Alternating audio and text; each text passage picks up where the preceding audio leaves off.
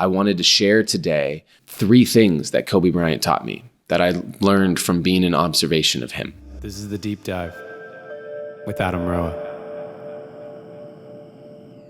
Hello, deep divers. Thank you for let's try that again.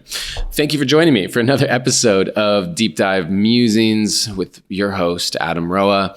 Today, I have a bit of a heavy heart. This episode is about Kobe Bryant, who died yesterday in a helicopter crash. And he had his 13-year-old daughter and some other people in the helicopter with him, and they all passed away.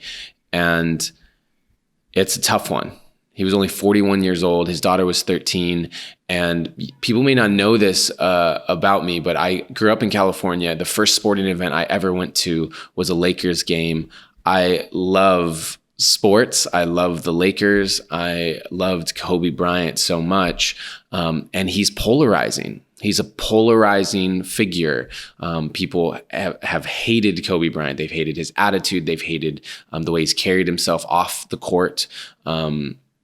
And whether you hated him or not, I feel like there's so much that we can learn from him and what he exhibited, because he was a legend, one of the top 10 basketball players of all time, and someone who really transcended the game, became a figure for so much. And I wanted to share today 3 things that Kobe Bryant taught me that I learned from being an observation of him. And the very first one is that people can mature and change. And in essence, people can forgive. Because Kobe Bryant was involved in a sexual assault case from when he was in Colorado, I believe.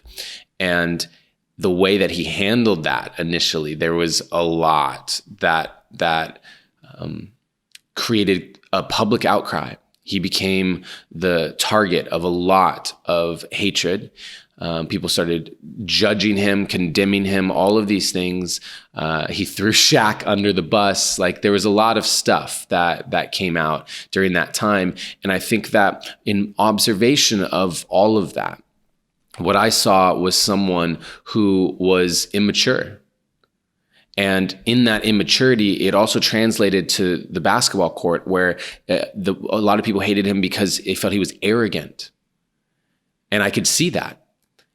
But over time, right, he developed into just incredibly confident. It's shifted and it switched somehow, some way. It shifted. And I think that arrogance is when we need to prove our confidence to others. But after proving it in whatever way, after growing older, he had the same intensity. He had the same killer instinct, but it felt like there was less of a need to prove. He'd already proven it in his mind. And it was this confidence that suddenly became respected as opposed to hated. And over time, he went from, being booed and being called names and attacked on social media, and again, moved into this period of respect. And I think that was a reflection of how he was carrying himself and the respect he had for himself. And that just showed me that you can grow, you can mature, no matter what you're going through, no matter how people have perceived you up until a certain point. You can adjust and grow and mature over time. And as you do so, as you shift internally, the external world is going to shift around you. People are going to treat you differently. That's a beautiful thing, to know that no matter how we've been perceived up until this point, it can change. And it may take some time, it may take some years, but it can. It's never too late. And I learned that from Kobe. And another thing that I learned from Kobe Bryant is that mastery itself is a skill. Because a lot of people may not realize Kobe Bryant won an Oscar for a short film, an inspirational basketball short film that he made. I think in 2018, just a few years ago, after retiring from the NBA. That is incredible to me, not only because I'm a filmmaker, but because what it showed me was that he's so much more than just a basketball player.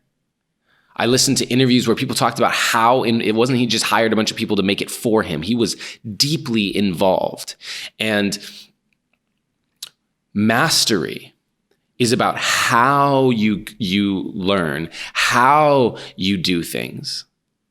And so you can apply it to different areas.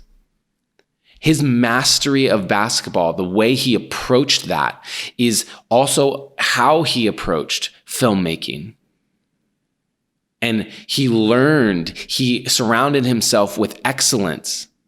He dove all in, and he took the way that he approached things. He approached filmmaking the same way, all in. I mean, he won an Oscar, which is basically the highest award you can get for filmmaking, on his first film.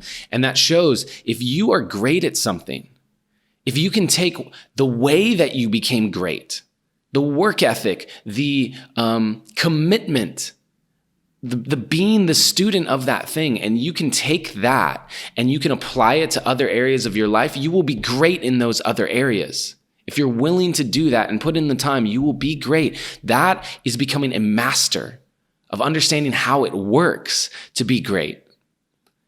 And I learned that from Kobe. And the third thing that I learned from Kobe Bryant, and I want to honor him for, is in understanding legacy. Because legacy is about who you be. Who are you being? There are plenty of NBA basketball players who have won awards, MVPs. There are plenty of basketball players who are Hall of Famers, who have won championships, who have done all that. But Kobe Bryant is transcendent. Kobe Bryant is someone who will be talked about for all time. The way that Michael Jordan is. And why is that? In my opinion, the reason is because who he was, not just what he did. When people talk about Kobe Bryant, and watch this over the coming days, they're going to tell stories that blow your mind about his work ethic. First one to the gym, last one to leave. They're going to talk about how if he missed free throws during a game, how he would stay after the game and shoot 1,000 free throws. Like the way that he attacked the game, his competitive fire, his determination to be the best. Like, those are the stories that they are going to talk about. That is the legacy that he's leaving behind, not just simply what he did. And so think about that in your own life. Don't get so focused on what you're doing that you overlook who you're being, because who you're being is the legacy that will outlast you. And that is something that I learned from Kobe. And there is something coming up right now as I'm speaking about this that I feel like I've learned from Kobe's death. And it's amazing in a way that even in his death, he's going to do this, which is inspire. Kobe inspired so many people while he was alive. And I think that we can be inspired by something in his death, which is that life is not guaranteed. Life is not guaranteed. You do not know when you're taking your last breath. And so there is no reason at all for you to wait on living your dream life. Don't wait, because tomorrow's not guaranteed. Start living it now, immediately. So even if you do go out tomorrow, you were living the life that you wanted to. You wouldn't have had it any other way. So many people spend their life trying to gather resources, right? Money or fame or whatever it is, gather resources in order to live the life that they want to live. When I have this, I'll be able to do that. But you know what? Kobe Bryant had all the resources in the world.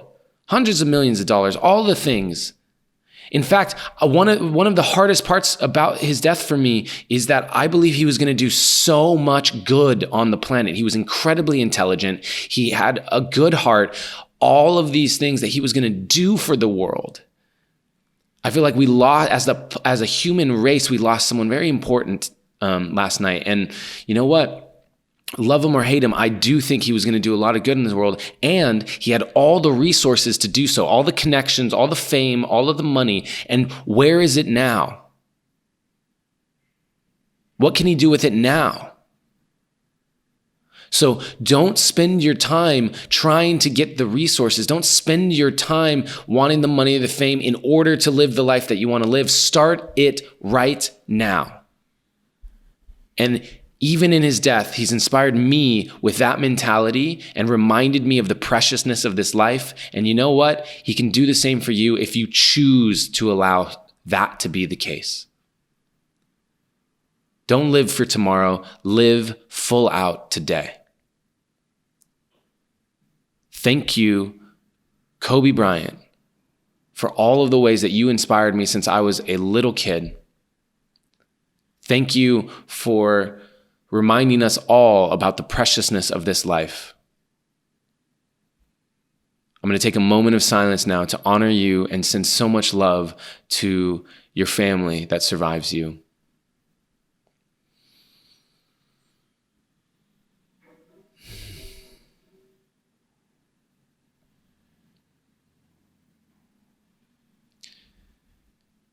Thank you very much for listening, everyone.